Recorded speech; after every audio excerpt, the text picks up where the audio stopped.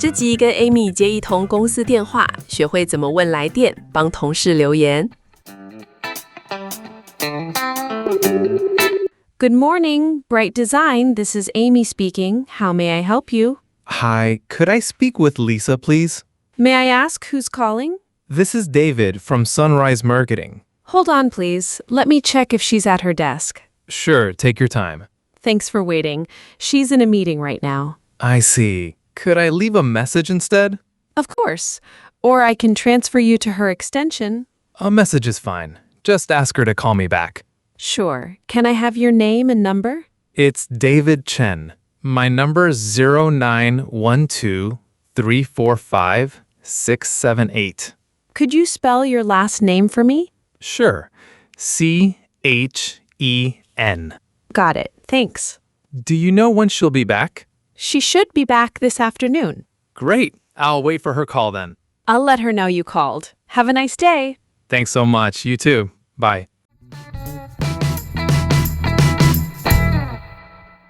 Ever pick up the office phone and realize the caller isn't even asking for you? That little pause right before you're not sure what to say next is exactly what we're untangling today. I'm Jason, and today's dialogue follows Amy, who answers the phone at her company and ends up taking a message for a coworker. I'm Mary, and the caller is David, looking for Amy's colleague Lisa, who happens to be in a meeting at the moment. Amy opens with the full formula. Good morning, Bright Design. This is Amy speaking. How may I help you?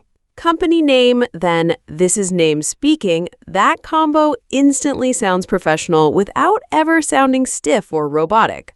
In Taiwan, picking up the phone often starts with just a simple, unnamed hello, but in English offices almost always expect a name attached right away. Skipping that opening line isn't wrong exactly, but it can leave a caller wondering if they even dialed the right number. David asks for Lisa, so before checking anything, Amy needs to find out exactly who's calling first. Wait, she asks even though David's clearly about to introduce himself anyway? Basically, yes. May I ask who's calling is the standard line, and it's worlds gentler than a blunt, who are you? Right. Who are you can sound almost like an accusation in English, even when nobody actually means it that way. David answers, this is David from Sunrise Marketing, and Amy responds, hold on please, let me check if she's at her desk. Hold on, please, is your all-purpose phrase. Checking a desk, grabbing a file, anything that needs a short pause. David does his part too. Sure, take your time is a polite, low-pressure way to respond to any short hold. Right. Phone politeness isn't only the person answering. A relaxed caller makes the whole call feel smoother for everyone. When Amy comes back, notice she doesn't just launch into the bad news. She opens with, thanks for waiting, first. That's a nice buffer, too. It acknowledges the pause before delivering any news, good or bad. Turns out, Lisa's tied up in a meeting, so Amy has to break the news without sounding like she's brushing David off entirely.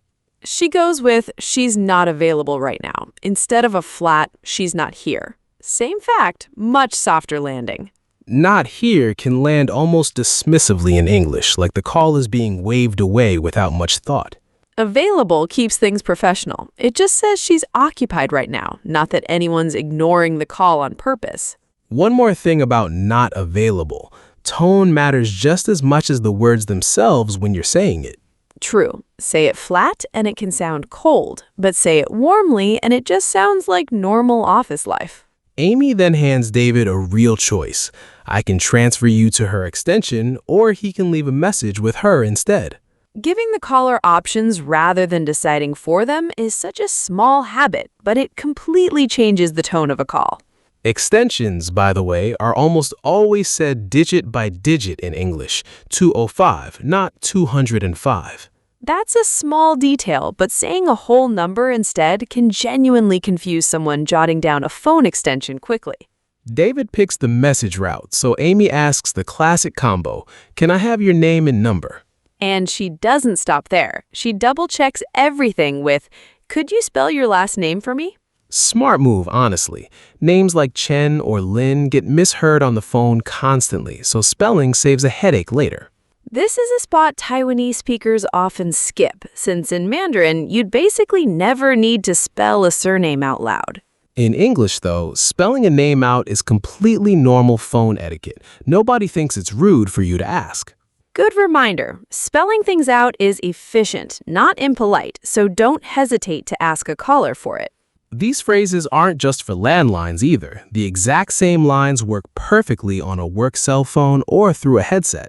True. May I ask who's calling sounds just as natural, whether it's a desk phone or a call routed through an app.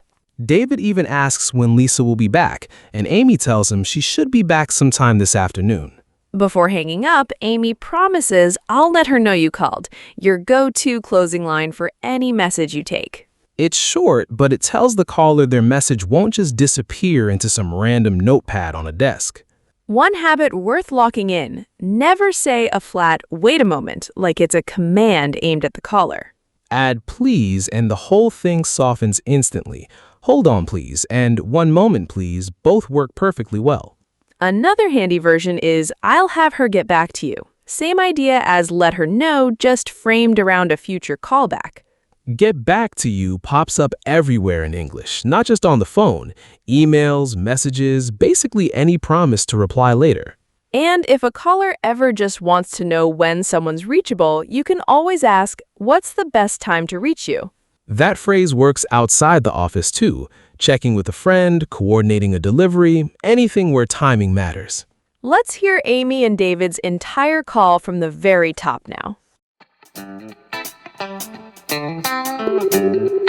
Good morning, Bright Design. This is Amy speaking. How may I help you? Hi, could I speak with Lisa, please? May I ask who's calling? This is David from Sunrise Marketing. Hold on, please. Let me check if she's at her desk. Sure, take your time. Thanks for waiting. She's in a meeting right now. I see. Could I leave a message instead? Of course. Or I can transfer you to her extension. A message is fine. Just ask her to call me back. Sure. Can I have your name and number? It's David Chen. My number is 0912-345-678. Could you spell your last name for me? Sure. C-H-E-N. Got it. Thanks. Do you know when she'll be back? She should be back this afternoon. Great. I'll wait for her call then. I'll let her know you called. Have a nice day. Thanks so much. You too. Bye.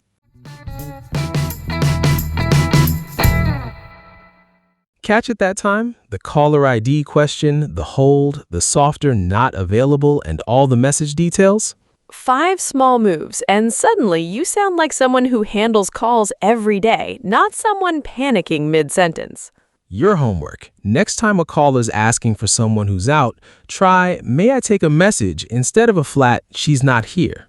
And if you ever have to make a caller wait, remember, "Hold on, please" beats a bare "wait a moment" every single time. See you next time on MJ English. Bye, everyone.